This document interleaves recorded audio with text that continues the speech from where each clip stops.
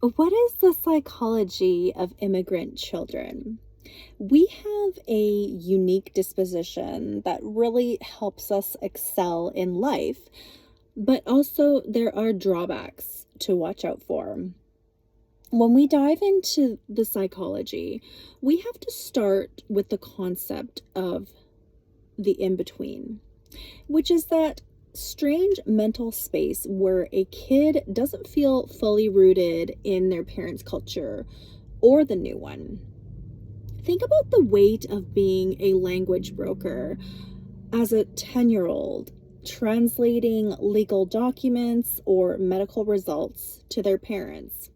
This isn't just about learning vocabulary, it's a premature exposure to adult stresses that can lead to parentification. The child starts to feel responsible for the family's survival, which can stunt their own emotional development because they're too busy being the family's shield. There's also this fascinating immigrant paradox where first generation children often show better mental health and academic outcomes compared to their peers, but this tends to decline by the third generation. It suggests that the initial drive is fueled by a specific type of protective resilience inherited from their parents' struggles. You see a lot of cognitive flexibility in immigrant kids because they're essentially running two different cultural operation systems at the same time. They learn to switch logic sets depending on whether they are at a dinner table or in a classroom. This often leads to a higher aptitude for creative problem solving, though it does come at the cost of significant mental fatigue. They're constantly comparing their current life to the old country stories told by their adults. This can create a sense of guilt if they feel they're having it too easy compared to what their parents endured. It can be a heavy burden.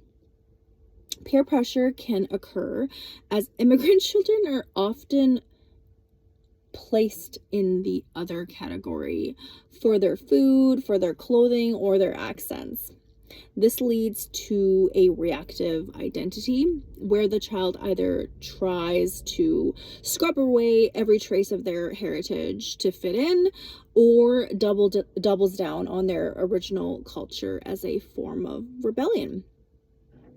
Children can feel they owe their lives and successes to their parents' immigration. It can lead to career choices made out of obligation rather than passion. They often feel they don't have the luxury of pursuing things like arts or humanities because they need a stable return on their parents' sacrifice. When children leave behind grandparents or cousins that they may never see again, it's an ambiguous loss. Unlike a death, there is no closure. It's just a lingering absence. They grow up with ghost relationships that exist only through video calls and WhatsApp messages. These kids have to teach themselves how to navigate the new world because their parents don't have the cultural capital to help them. They have to figure out how to apply for college, how to interview, how to date on their own. It builds incredible independence, but it can also lead to a deep sense of loneliness and stress. Being in two cultures allow them to see multiple perspectives at once, which is a key component of empathy. They aren't just split between two worlds, they are the bridge that connects them. The micro stresses of daily life. It's the stress of a name being mispronounced by a teacher every single morning. It's the feeling of your lunch smelling different in the cafeteria. Social capital is often lower for immigrant families, meaning the child lacks the who you know network. They have to work twice as hard to get the same opportunities. This builds a kind of hustle culture mentality that can lead to burnout very early in life. A parent who survived a war or famine might view a child's emotional problems as frivolous. The child then learns to bury their feelings to avoid appearing ungrateful. When a child feels their autonomy is being restricted by old world rules, they might become hyper westernized as a way to claim their own space. This often leads to a double life where they are one person at home and another in the outside world. A child may feel that their native tongue is inferior to the dominant language. They might stop speaking their mother tongue to fit in, only to regret it deeply as adults when they lose that skill set. This loss of language is also a loss of a specific way of thinking and feeling. Emotional regulation is often highly developed because they have to manage their parents' emotions as well as their own.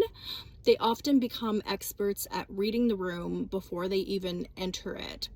This makes them great leaders, but they often struggle with their own needs. When they think of cousins left behind in poor conditions, they have a sense of survivor's guilt that really drives them to work excessively hard. They feel they have to justify their presence in the more prosperous country. Cultural humility is often a trait these children possess because they know what it's like to be an outsider. They're generally more open to different viewpoints and cultures. They don't take the way things are for granted because they've seen other ways. Academics is often tied to the family's honor. A bad grade isn't just a bad grade, it's a catastrophe. It creates high achievers, but also low grade, high functioning anxiety. Social comparison is intense in immigrant communities. Parents often compare their children to the successful child of another immigrant family. And cultural brokering also extends to technology. Immigrant children are often the IT department for their entire extended family. This gives them a sense of utility, but it also takes away from their recreation time. When the child succeeds, the parents feel their journey is worth it. When the parents adapt, then the children can feel less burdened as well.